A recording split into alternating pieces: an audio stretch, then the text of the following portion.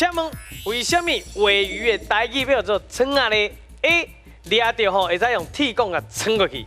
B. 伊是规定行动的模样。C. 伊的鱼卵吼是规干的哇嘿。是，40秒的时间。哇，这阿姑你嘛应该唔知啦吼，你应该嘛唔知吼。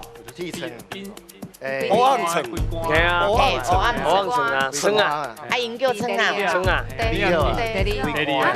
唔是啊，规关是。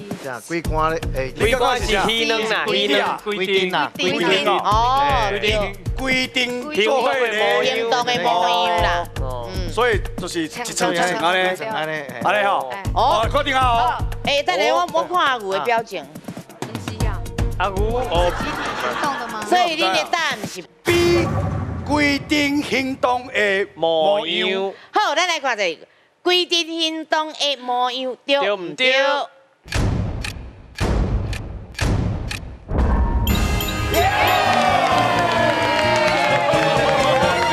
厉害厉害，来温嫂，恭喜你6000咯！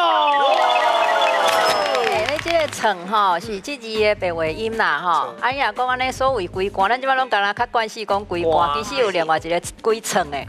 嘿，一床珠啊有无？迄床珠迄啊有无？吼，迄是嘛是一个讲法，就是讲规的安尼啦吼。啊，所以咱若另外一个音是叫做串。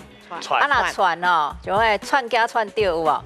吼，串签串公句迄种的啊，吼，迄就是另外一个意思，啊是文言音。啊，咱这个床啊，这是用白话音去讲。啊，开始是因为迄款鱼啊，因拢规定做伙，安尼敢若规床的安尼啦，所以叫做床啊安尼。